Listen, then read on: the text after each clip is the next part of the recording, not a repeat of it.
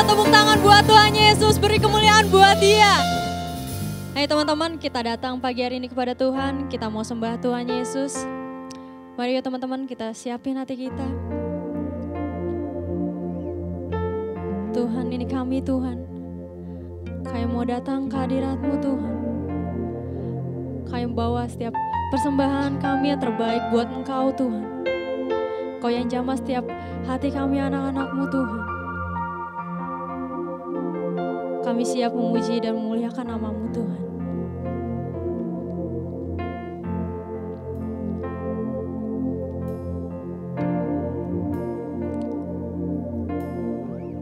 Yesus Tuhan, penuhi hatiku dengan hadir-Mu.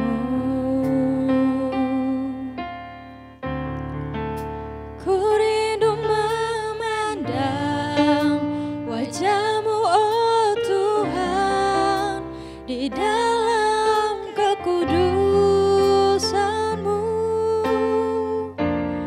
Bawaku dekat dalam hati-Mu. Ku rindu mendengar suara-Mu, oh Tuhan, di tempat kudus-Mu sekarang. Ku rasakan kasih-Mu dan indahnya kekudusan-Mu. Penuhi dengan kasih-Mu, diam di hadirat-Mu. Ku mengangkat tanganku dan ku bersyukur menyembah-Mu. Penuhi dengan kasih-Mu, diam di hadirat-Mu. Ayo datang dalam hadirat-Mu Tuhan. Penuhi hatiku dengan hadir-Mu. Kami rindu memandang wajah-Mu, oh Tuhan, di dalam kekudusan-Mu. Bawa kami dekat Tuhan, dekat dalam hati-Mu, dalam hadir-Mu. Kami rindu Tuhan, ku rindu mendengar suara-Mu, oh Tuhan, di tempat kudus-Mu sekarang. Ku rasakan kasih-Mu dan indahnya kekudusan-Mu. Penuhi dengan kasih-Mu, diam di hadirat-Mu. Ku mengangkat tanganku dan ku bersyukur menyembah-Mu. Penuhi dengan kasih-Mu, diam di hadirat-Mu. Mari sama-sama kita sembah Tuhan.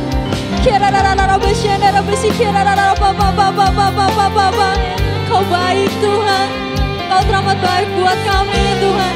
Apapun yang kami hadapi Tuhan, kami tahu Engkau tetap baik Tuhan.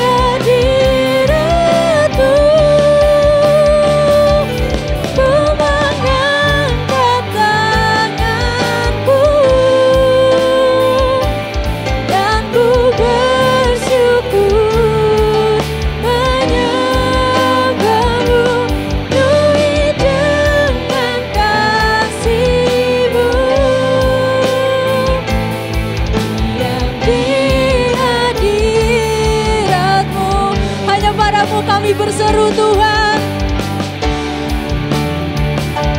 Yesus, padamu ku berseru, Kaulah penyelamatku, dan pujilah Kau Tuhanku. Mulut kami Tuhan, ku memuji namamu sepanjang umur hidupku. Terpujilah Kau Tuhanku di atas. Katakan Kaulah sumber, Kaulah sumber waktu. Kaulah Tuhan, Kaulah kehidupanku. Kaulah pengharapanku. Kami percaya Engkau Tuhan, ku percaya padamu. Katakan lebih lagi, Kaulah sumber, Kaulah sumber kuatku, Kaulah kehidupanku, Kaulah pengharapanku. Ku percaya padamu.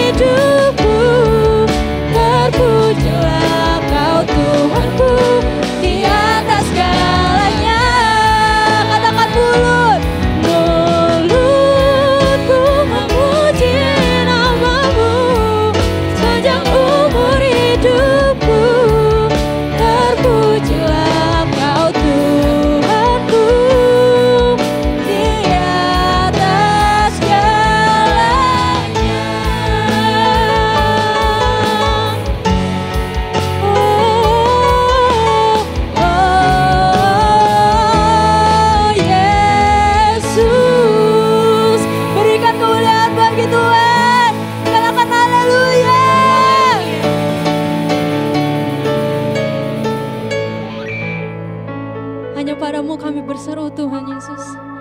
Karena Engkaulah sumber penolong kami Tuhan, Kau sumber kekuatan kami Tuhan. Biar kiranya Tuhan kami mau melompat-lompat, kami mau bersorak-sorak bagimu Tuhan. Biarlah hanya namamu yang ditinggikan ya Tuhan. Terima kasih Tuhan, mari semua teman-teman yang percaya sama-sama katakan amin. Beri kemuliaan buat Tuhan Yesus. Siapa yang percaya bahwa kita semua diberi kuasa sama Tuhan Yesus, amin. Amin.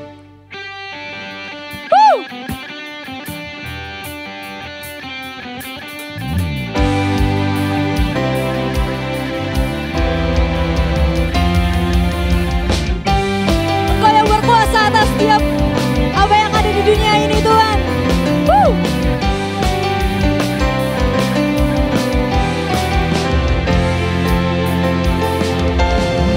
Ku diberi kuasa dari Raja Mulia, menaklukkan musuh di bawah kakiku. Ku pakai kuasa dari Raja Mulia. Katakan bila Allah ada bersamaku, siapa jadi lawanku? katakan lebih lagi. Ku diberi kuasa dari Raja Mulia, menaklukkan musuh di bawah kakiku. Ku pakai kuasa dari Raja Mulia. Bila Allah ada bersamaku, siapa jadi lawanku? Katakan sungguh besar. Sungguh besar Kau Tuhanku, Engkau perisai hidupku. Ku berdiri dengan iman, iman dalam Yesus Tuhan. Kau yang memberi kemenangan, ku bersorak merayakan. Terpujilah Kau Raja segala raja.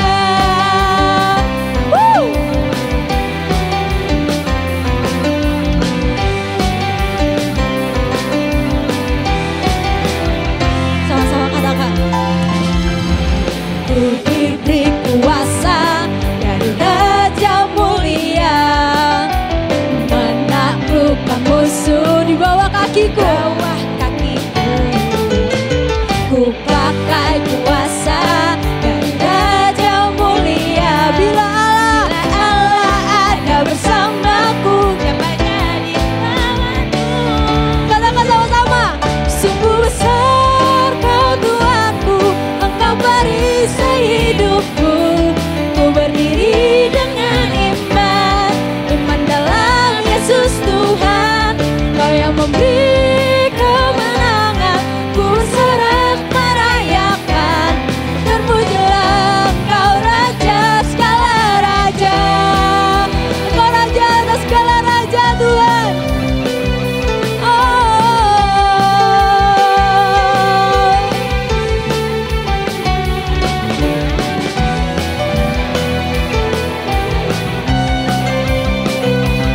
Yes, Engkau besar Tuhan.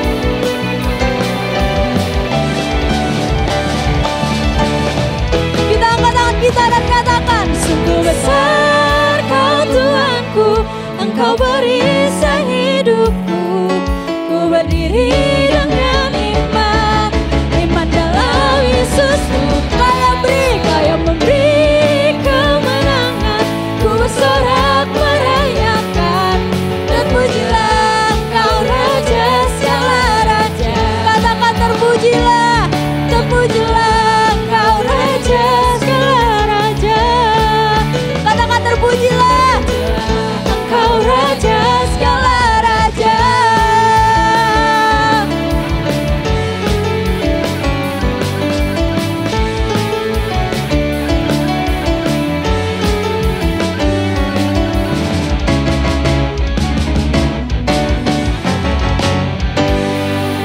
Berikan sorak-sorak buat Tuhan Yesus. Masih semangat buat Tuhan, amin. Amin. Sebab di dalam namanya ada kekuatan. Sebab di dalam namanya ada kuasa, amin.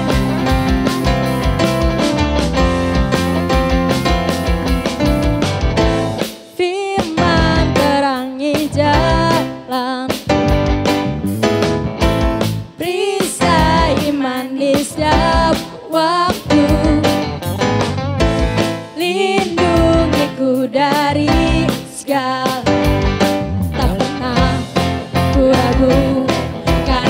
bersamaku, setia menjaga dengan kuasa mulia. Hanya di dalam namanya Yesus dia sumber pengharapan di dalam hidupku. Hanya di dalam namanya pasti tersedia kemenangan bagiku selama-lamanya.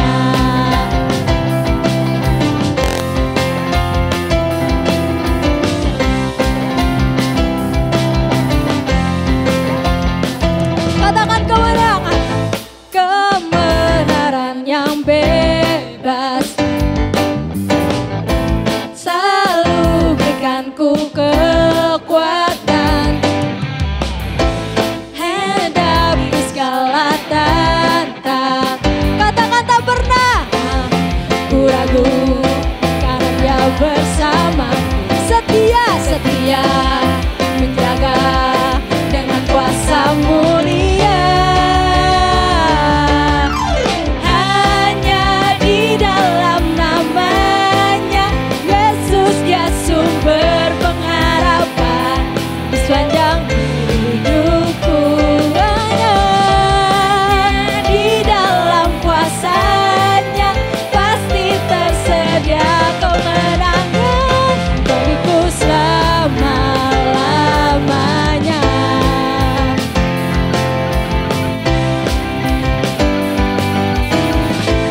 Kalau sumber pengharapan buat setiap kami Tuhan, katakan dalam namanya.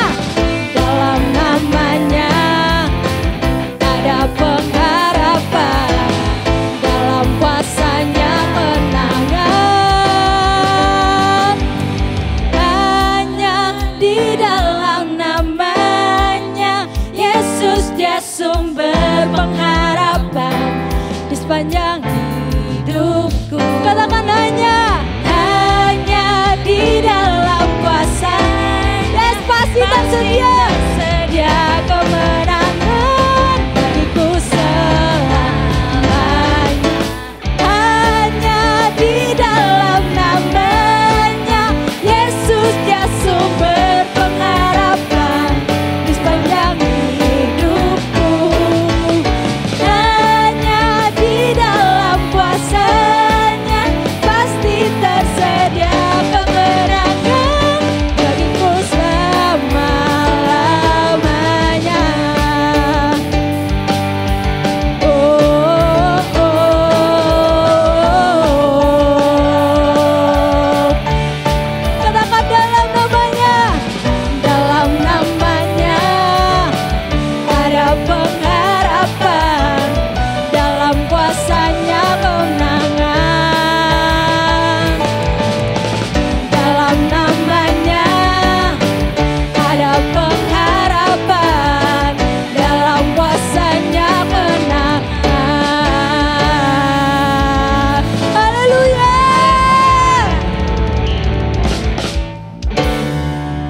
Yes, terpujilah namamu Tuhan. Kiranya Tuhan, sebentar lagi kami siap mendengarkan sebagian isi hatimu Tuhan. Kau yang mengurapi setiap hati kami, pikiran kami Tuhan. Biar apa yang disampaikan Tuhan melalui hamba-Mu Tuhan, itu bukan hanya sekedar kami dengarkan Tuhan, tapi biar itu menjadi rema dan berbuah dalam hati kami Tuhan. Berbicara kepada kami Tuhan. Kau yang sentuh setiap hati kami pribadi lepas pribadi Tuhan.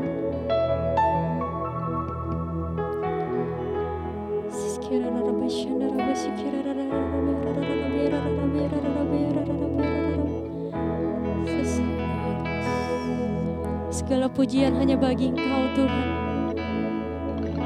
Segala hormat kemuliaan hanya bagi nama-Mu Tuhan.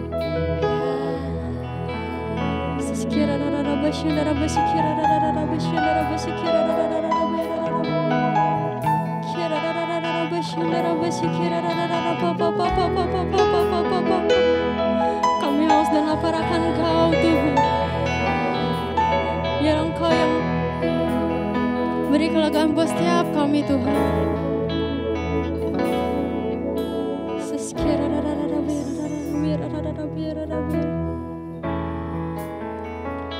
Segala pujian dan syukur bagimu, Allah yang mulia, kuduslah namamu. Allah yang kaya dan tinggi segalanya, Yesus, Kaulah pujian bagiku. Katakan segala pujian dan syukur bagimu, Allah yang mulia, kuduslah namamu. Kaulah yang awal, yang akhir dari segalanya, Yesus, Kaulah pujian bagiku. Katakan segala pujian dan syukur bagimu, Allah yang mulia, kuduslah namamu. Kaulah yang awal, yang akhir dari segalanya, Yesus, Kaulah pujian bagiku. Katakan segala pujian dan syukur bagimu, Allah yang mulia, kuduslah namamu. Kaulah yang awal, yang akhir dari segalanya, Yesus, Kaulah pujian bagiku. Segala pujian dan syukur bagimu, Allah yang mulia, Allah yang mulia, kuduslah namamu. Kau yang awal dan terakhir Tuhan, yang awal, yang akhir dari segalanya, Yesus, Kaulah pujian bagiku.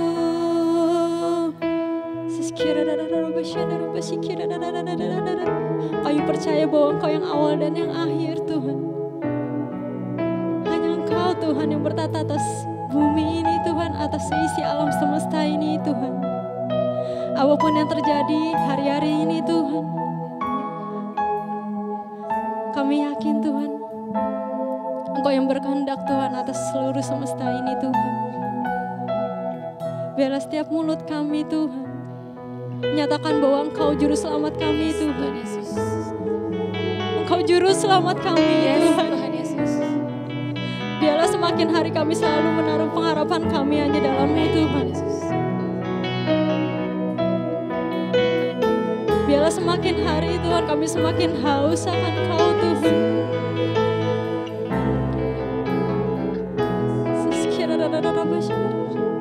Sama-sama katakan ini dengan lembut. Segala pujian dan syukur bagimu, Allah yang mulia, kuduslah namamu. Kaulah yang awal, yang akhir dari segalanya, Yesus, Kaulah pujian bagiku. Segala pujian dan syukur bagimu, Allah yang mulia, kuduslah namamu. Kaulah yang awal, yang akhir dari segalanya, Yesus, Kaulah pujian bagiku. Oh,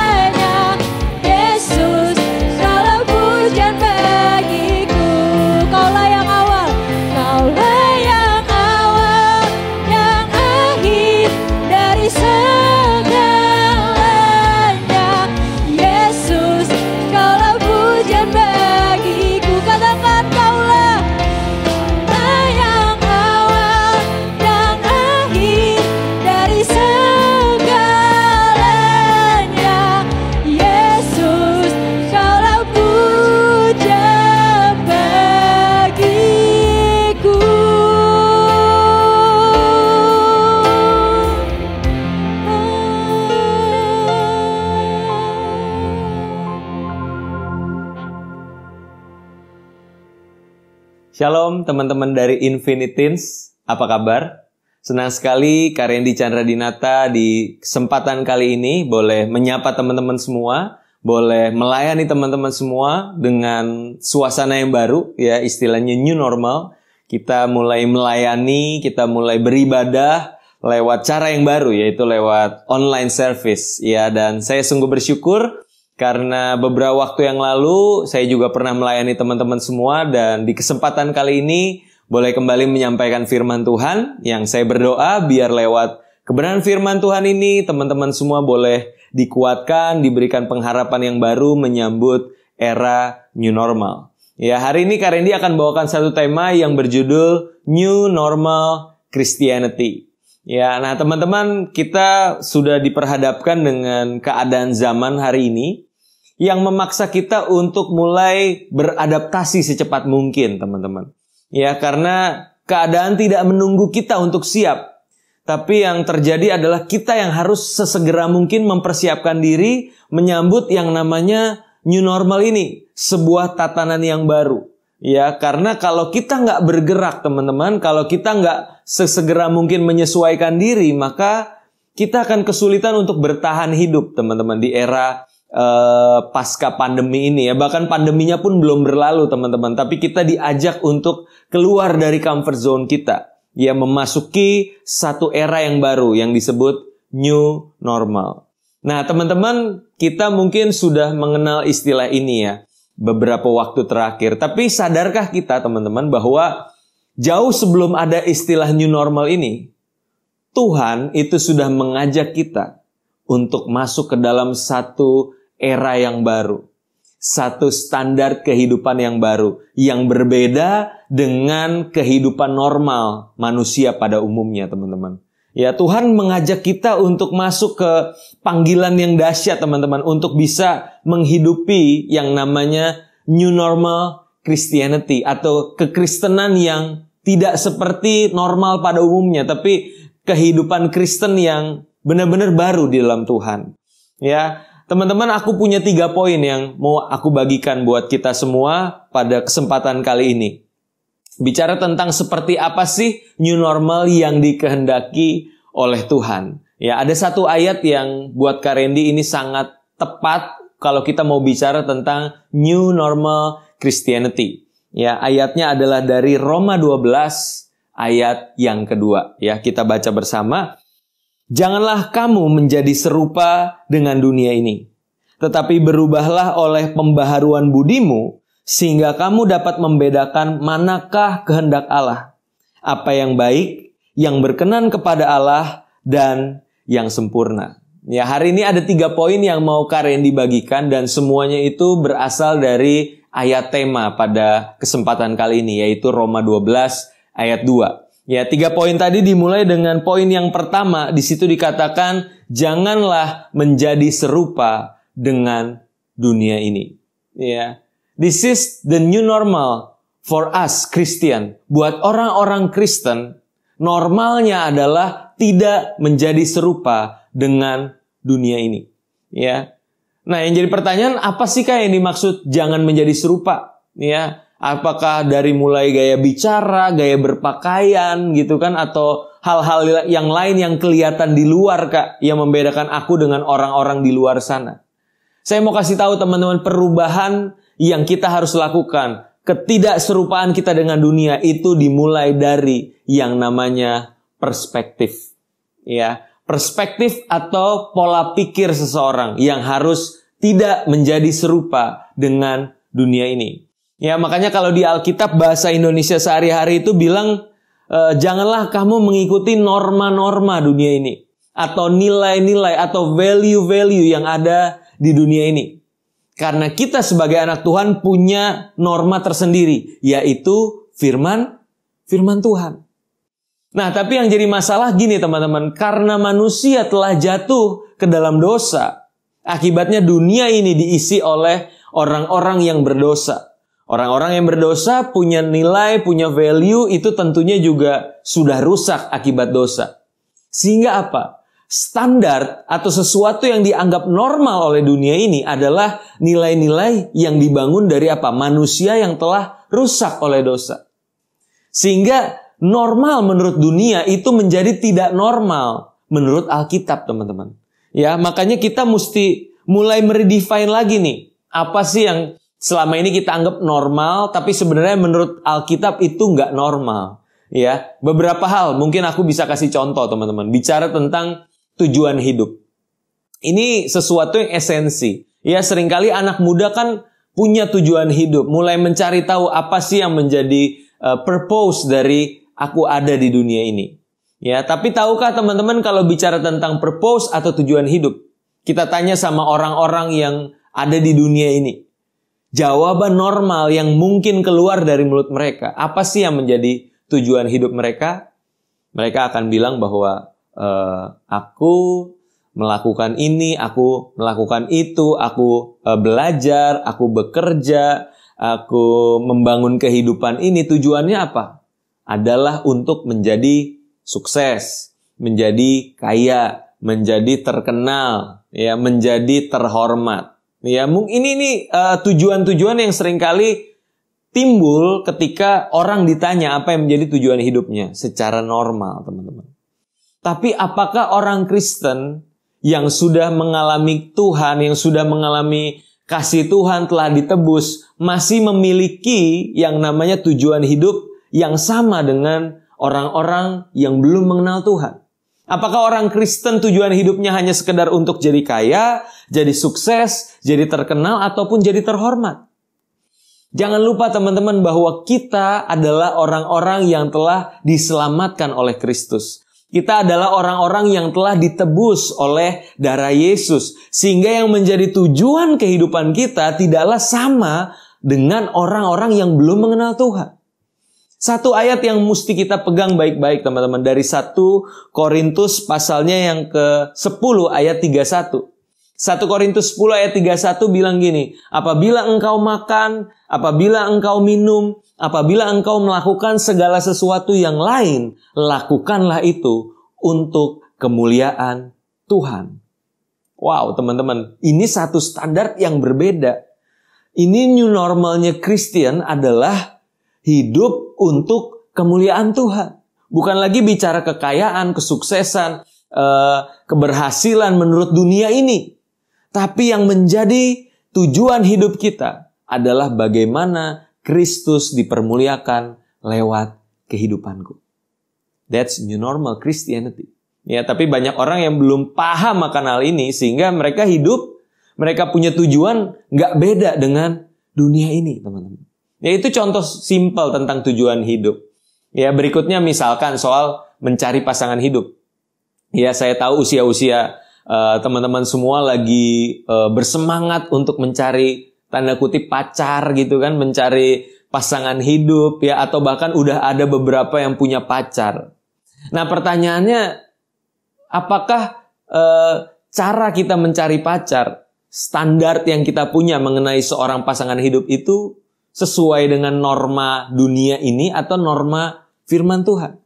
Ya, ada orang yang cari pacar sekedar ganteng, cantik, kaya, baik hati, ya kan? Tapi takut akan Tuhan itu dijadikan nomor kesekian di dalam prioritasnya dia.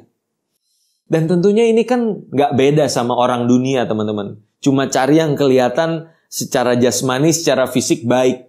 Tapi gak pernah peduli, gak terlalu peduli sama bagaimana kondisi batiniah seseorang, bagaimana kerohanian seseorang.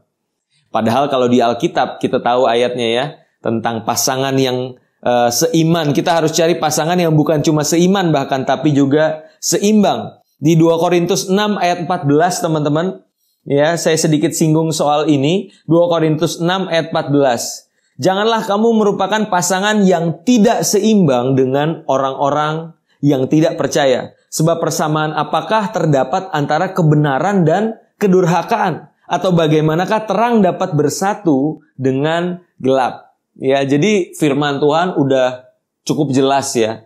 Tapi seringkali kan ini jadi pertanyaan yang ditanyakan terus-menerus, teman-teman. Boleh nggak sih pacaran beda agama? Boleh nggak sih pacaran beda iman? Dan seterusnya. Hari ini saya mau kasih tahu teman-teman, ayatnya sudah jelas. Jangan merupakan pasangan yang tidak seimbang. Karena bicara tentang tidak seimbang, seiman aja itu belum tentu seimbang, apalagi yang beda iman, teman-teman. Ya, makanya saya mau kasih tahu nih, pasangan yang tidak seimbang itu bahasa Yunaninya adalah heterozygeo.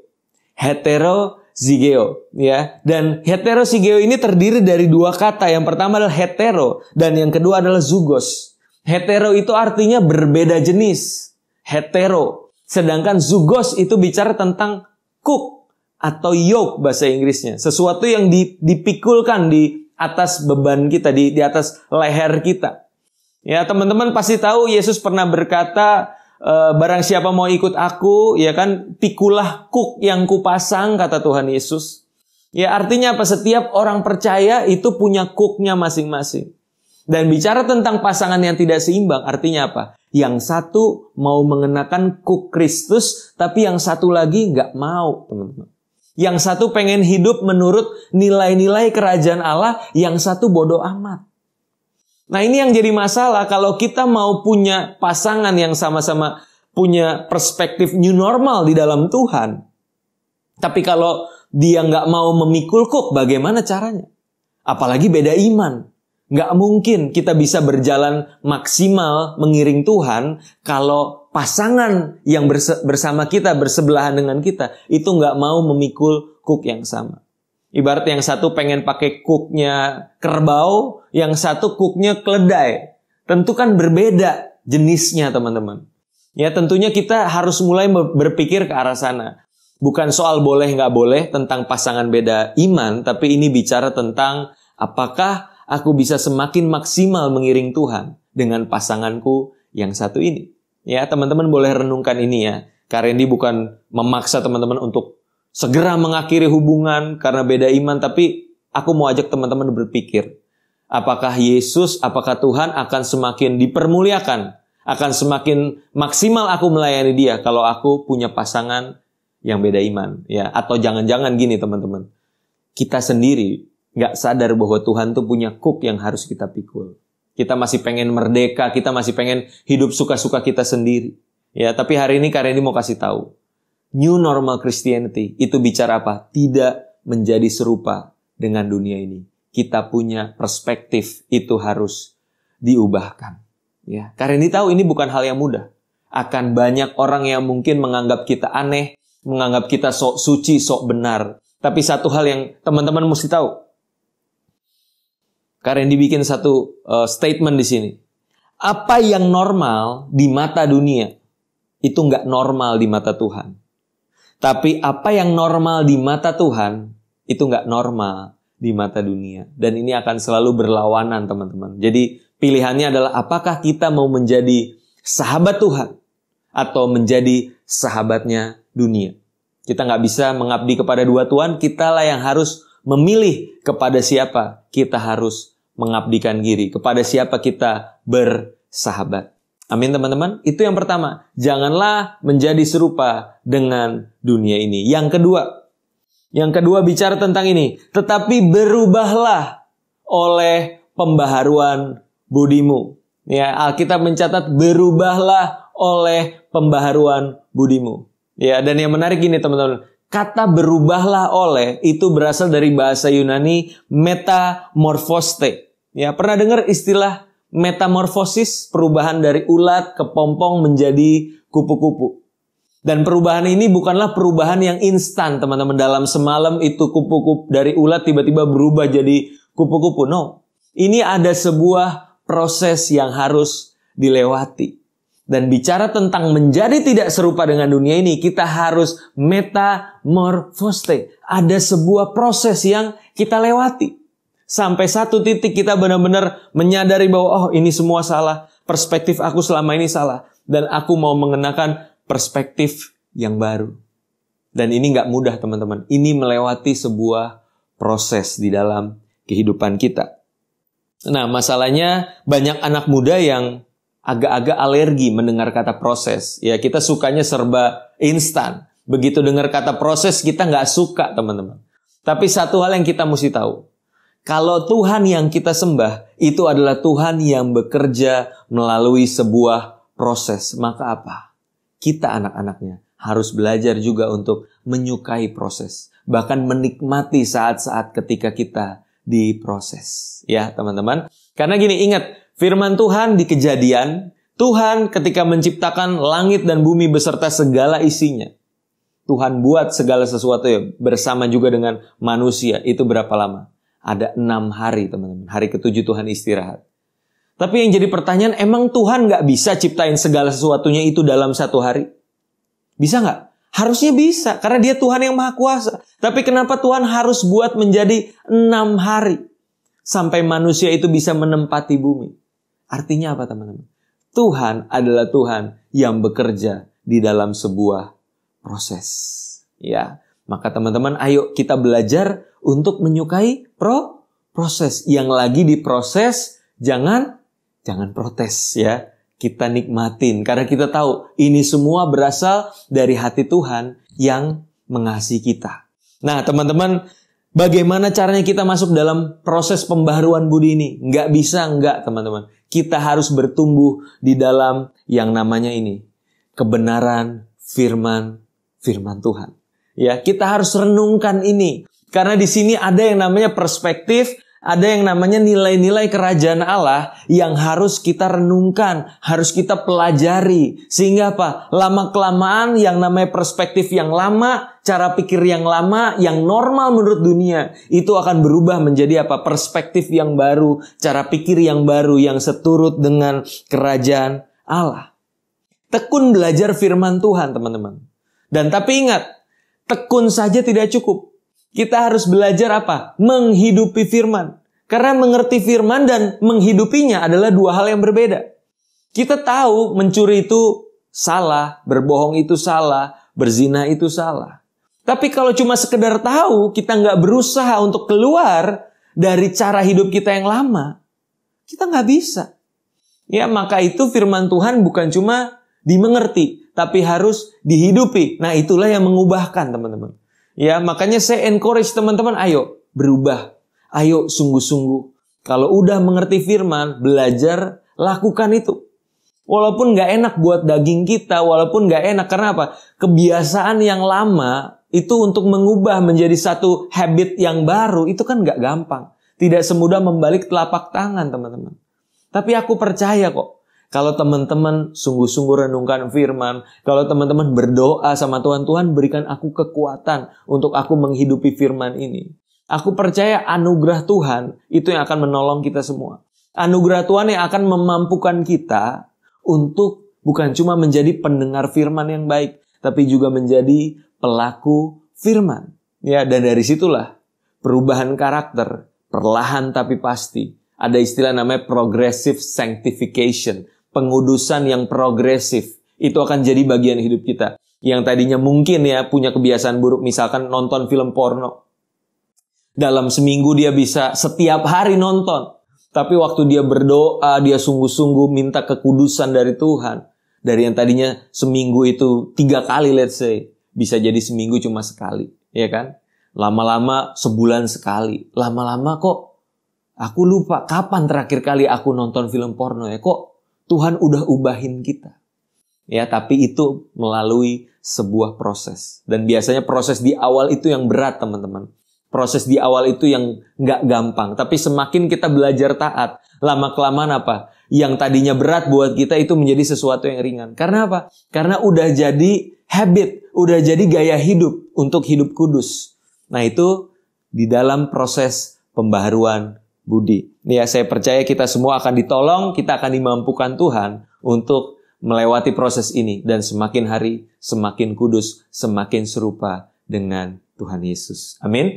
Itu poin yang kedua, teman-teman. Ya, di situ dikatakan berubahlah oleh pembaharuan budimu. Dan yang ketiga, yang terakhir, teman-teman. Ya, bagaimana new normal yang Tuhan kehendaki di dalam kehidupan kita. Yang terakhir adalah di situ dikatakan supaya kamu dapat membedakan manakah kehendak Allah. Apa yang baik, yang berkenan, dan yang sempurna. Ya, Tuhan panggil kita bukan cuma untuk jadi baik, teman-teman. Karena kalau cuma sekedar baik, orang-orang di luar sana yang bukan Kristen, itu pun banyak yang baik. Tapi Tuhan panggil kita lebih daripada sekedar baik. Kita harus berkenan. Bahasa lain dari berkenan adalah menyenangkan hati Tuhan. Dan lebih jauh lagi untuk menjadi sempurna seperti Bapa di surga. Inilah new normal Christianity. Kalau cuma sekedar baik menurut dunia itu masih normal menurut dunia. Belum new normal teman-teman. Ya tapi kita belajar untuk terus menjadi pribadi yang bukan cuma baik tapi juga berkenan dan akhirnya menjadi sempurna. Ya, saya kasih contoh misalkan ya, satu perintah dari Tuhan. Kasihilah musuhmu, berdoalah bagi mereka yang menganiaya kamu. Kedengarannya indah. Tapi ketika kita berusaha untuk mempraktekkan itu, mengasihi musuh kita, gampang nggak? Tentu nggak gampang, teman-teman. Dan menurut dunia yang normal apa? Kalau lu dijahatin, minimal lu jangan bales. Bener nggak? Jangan bales. Tahan, sabar, ya kan? Biar Tuhan yang bales. Itu normal. Menurut dunia. Tapi Tuhan kan nggak panggil kita untuk jadi normal doang, teman-teman. Bukan cuma sekedar baik. Tapi di situ apa? Berkenan. Di situ dikatakan bukan cuma jangan dibalas. Tapi mulai mendoakan. Wah, ini kan yang keren. Dunia biasa mengutuki orang jahat. Minimal gue gak balas supaya gue gak sama kayak dia. Tapi apa kata Tuhan? Doakan dia. Doanya tentunya bukan doa kutuk ya. Tuhan cabut nyawanya saat ini. Bukan. Tapi doanya adalah Tuhan berkati dia. Tuhan dia tidak tahu apa yang dia perbuat. Engkau jamah hatinya. Ya, doakan. Itu berkenan. Itu menyenangkan hati Tuhan. Tapi ada satu lagi yang Tuhan mau. Bukan cuma baik, berkenan, tapi juga sempurna. Apa itu sempurna? Kalau kamu dijahatin, jangan berhenti cuma sampai nggak balas. Jangan berhenti cuma sampai doain. Tapi apa kata firman Tuhan? Berikan yang baik buat dia. Balaslah kejahatan dengan kebaikan. Kamu difitnah, kamu digosipin di belakang, kamu ajak dia untuk makan bakso. Kamu traktir dia makan bakso. Wah, itu kan membalas yang jahat dengan yang baik. Kamu ucapkan berkat buat dia. Kamu tunjukkan kebaikanmu kepada dia. Itu kan sempurna. Maka kata firman Tuhan, seperti Bapa di surga memberi matahari dan juga hujan kepada orang yang baik maupun juga orang yang jahat. Sehingga dunia bisa mengenal bahwa kita adalah anak-anak Bapa di surga. Karena apa? Karena kita bukan cuma baik. Kita bukan cuma berkenan. Tapi kita juga sempurna. Ya, dan itulah yang Tuhan mau di dalam kehidupan setiap kita, teman-teman. Kita diajak untuk masuk ke satu era yang namanya New Normal Christianity. Bagaimana kita menghidupi gaya hidup anak-anak Allah yang berbeda dengan dunia ini. Dan aku percaya di masa-masa seperti ini, fokuslah untuk menghidupi nilai-nilai kerajaan Allah, teman-teman. Jadikan itu fokusmu. Jadikan itu sebagai hal yang kamu anggap penting dalam hidup ini. Karena aku percaya teman-teman, kalau bicara tentang penyertaan Tuhan, apapun musim hidup kita, Dia Tuhan yang sama. New normal, same God. Tuhan yang sama yang tidak pernah berubah kuasanya dulu, sekarang bahkan sampai selama-lamanya kasihnya pun tidak pernah berubah. Aku percaya teman-teman, bagi kita anak-anak yang sungguh-sungguh mengasihi Tuhan, sungguh-sungguh mau menyenangkan hati Tuhan, sungguh-sungguh mau sempurna seperti Bapa.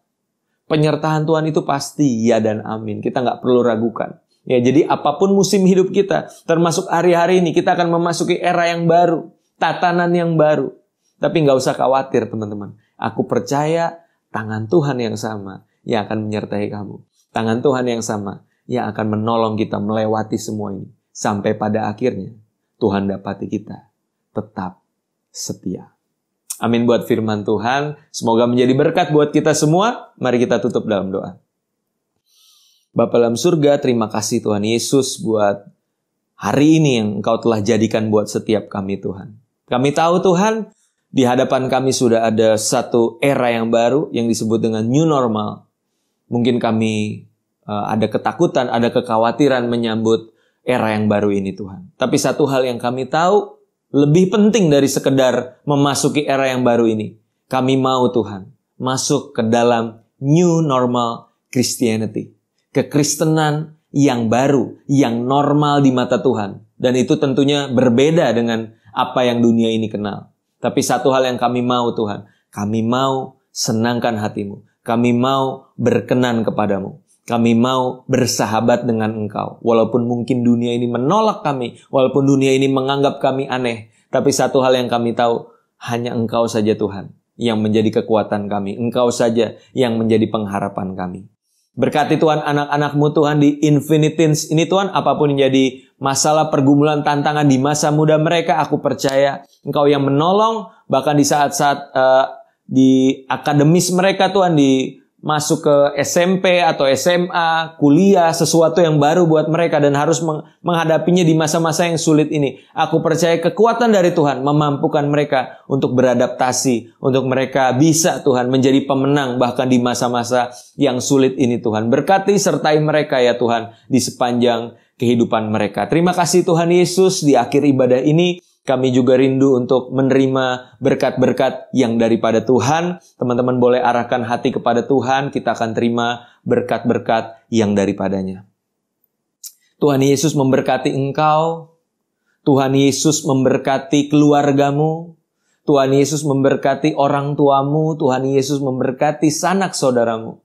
Tuhan Yesus memberkati studimu. Tuhan Yesus memberkati pekerjaanmu. Tuhan Yesus memberkati ibadah dan pelayananmu. Tuhan Yesus memberkati pasangan hidupmu yang berasal daripada Tuhan. Dan Tuhan berkati masa depanmu dengan masa depan yang gilang gemilang dan penuh dengan harapan. Biar apapun yang tanganmu kerjakan, dibuatnya berhasil dan beruntung. Engkau diberkati untuk menjadi berkat buat banyak orang. Oleh karena itu terimalah segala berkat yang daripada Tuhan.